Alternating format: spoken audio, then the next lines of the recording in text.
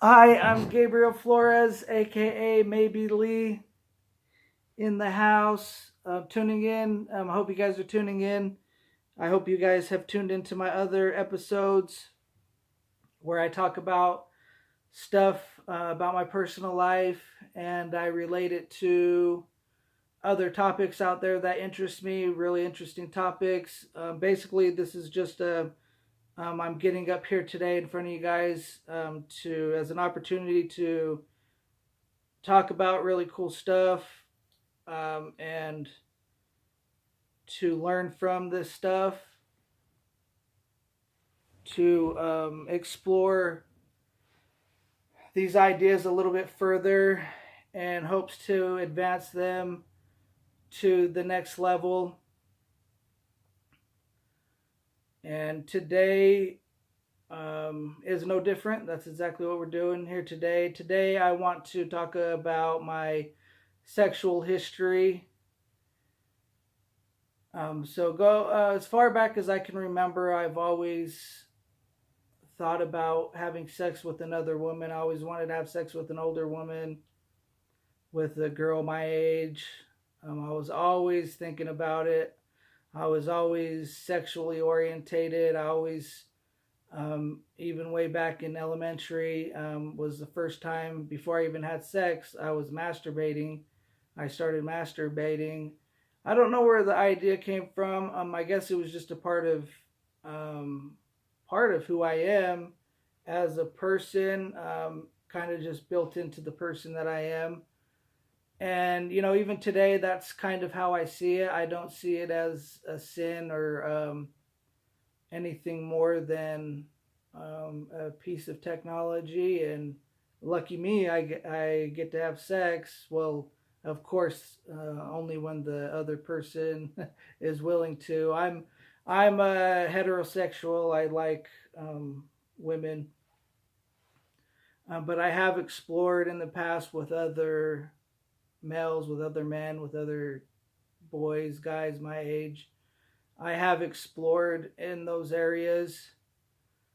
But let's go back to my history. We'll just go basically just marking the times and stuff that I've had sex. I probably won't go into detail because it's going to take a lot of time to do that. I think that would require another video. And so let's go back to that. Elementary, I was masturbating back then. Um, I think one of the most exciting places that I masturbated was in a classroom when everybody was gone on recess, or I think they were all on recess, and the teacher, I think, was out there too. And I decided to masturbate inside the classroom. At that age, I couldn't even really, I didn't have semen or anything that could actually come out, but I was still doing it.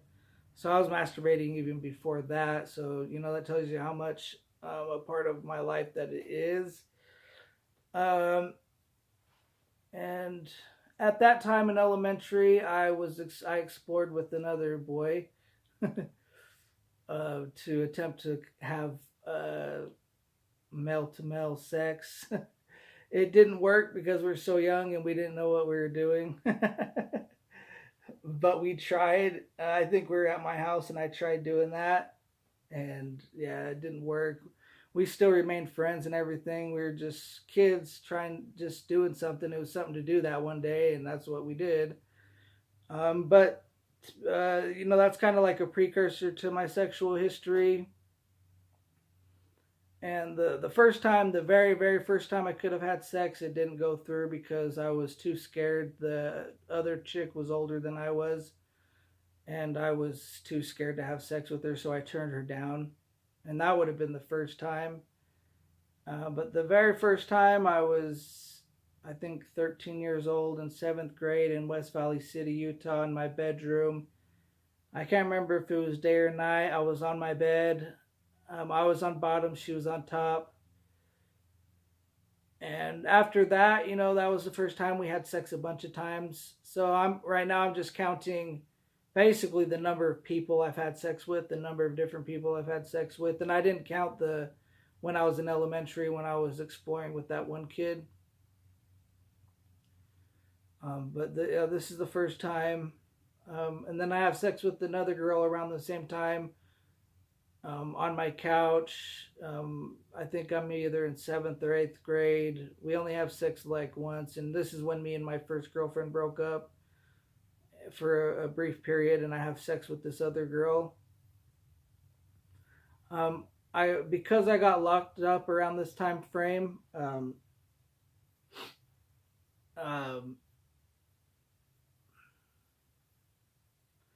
I hit a drought, so I don't have sex for a period of time until like ninth, 10th, let's say 10th grade when I'm finally out of trouble and I'm back on my feet again, um, which is 10th grade, and I start having sex again with the same girl I originally had sex with, the girl I lost my virginity to.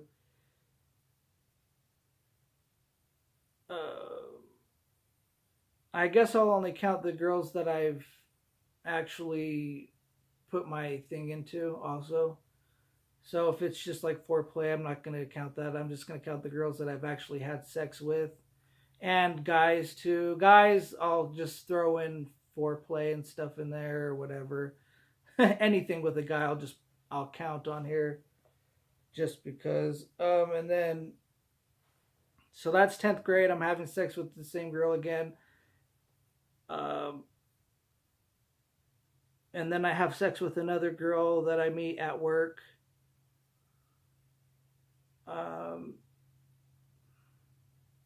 That I'm working with. We have sex in her car. We were driving on a freeway. I can't remember where we were going, but she was driving. I was in the passenger seat. She pulls over to the side of the road. She gets out and comes over on my side and gets on top of me, and we have sex. And then I get with her cousin, which she's totally fine with. I don't remember what happened, but I end up getting with her cousin, having sex with her cousin.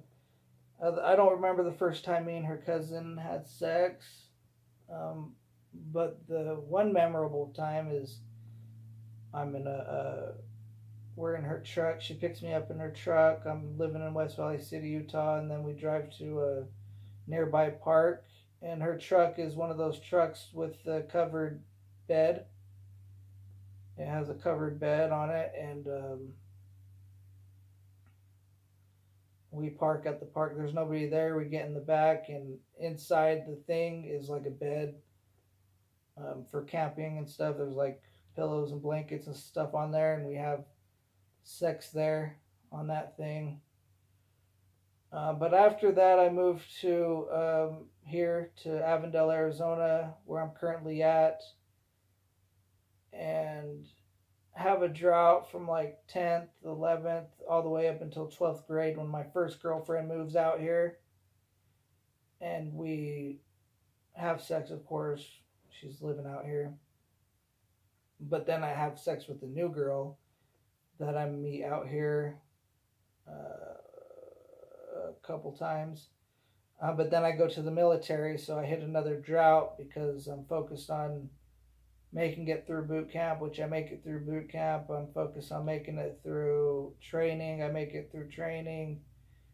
And then I get to my first command in North Carolina, and I meet this one guy who's comes on to me. I guess he's gay. He comes on to me, and so I just go with it, and we do stuff together. Basically, anything you can think of, that's what we did. So that's going to be 6. About a year after that, at my first command, and after that incident happened, I get married to one of the girls I was having sex with over here in Salt Lake City, Utah.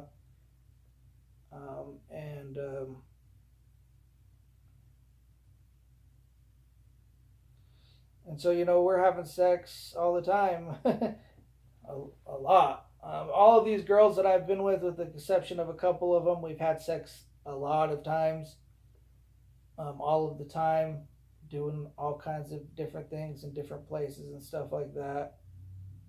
A cool place that me and my wife had sex when I was married was across the street from a dentist parking lot. In a parking lot across the street from the dentist, in like a secluded commerce area. I think we got in the back seat of our car, or it was in the front seat. I can't remember. I just remember it was in the car, and that was pretty exciting to do. It was like in the middle of the day. Kind of risky because you could get in trouble for doing it, but that's part of the fun of doing it. Uh, but then, I get a divorce way down the line in 2009,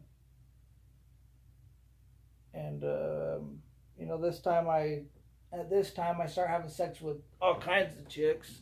Well, more than any other time in my life. I meet a chick here in Arizona. I meet another chick here in Arizona. I moved to Salt Lake City, Utah, and I meet a new chick. Um,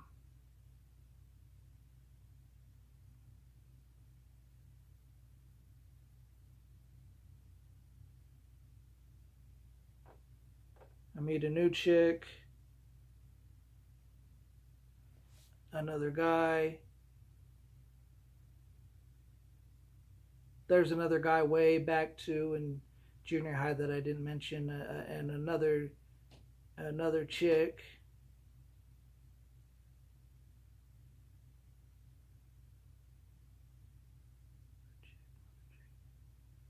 Another chick. That's pretty much it. I've been with 13 different people in my sexual history, ranging from men and women. And, the women that I mentioned are the ones that I had full intercourse with. The guys, I just mentioned any guy that I experimented with.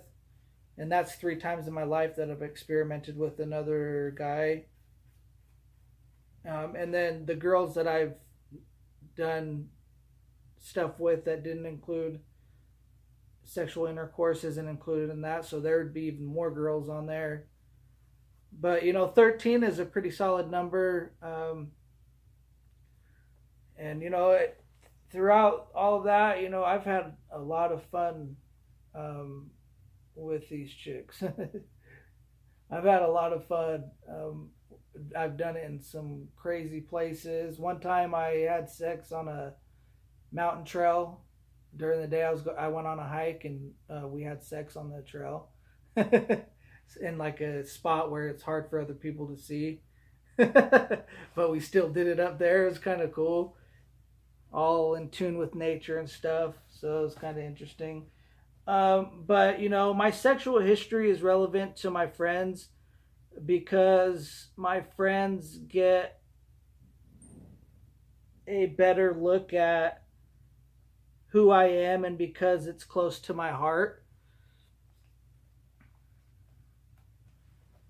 And so that's all of that. And if you're like me and you're entertained by other people sharing their experiences and trying to learn from them and kind of delve into this other side, then I have a perfect show for you guys to watch. It's a reality TV show.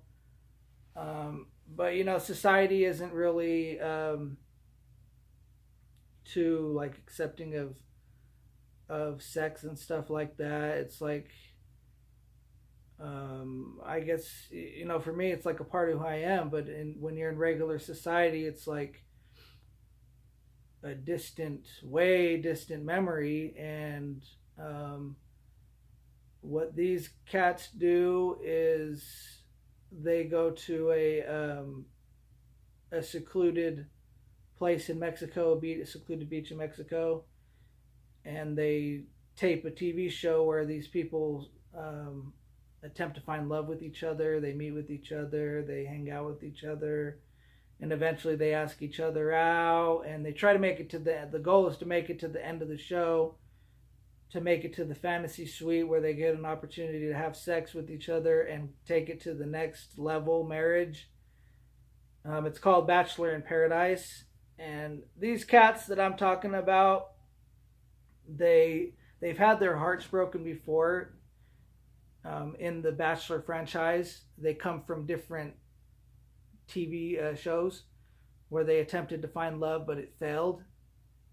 Like this one guy, his name's Colton Underwood. He was a bachelor in The Bachelorette, which is another TV show, Bachelorette, where her name was Becky and she was looking for love, and he was one of the guys in the group of guys that was there. It failed. He was in love with her. She wasn't in love with him, and he got sent home. And he got sent to Bachelor in Paradise for a chance to fall in love. And you get to see into these people's relationship and see how this side of a relationship works.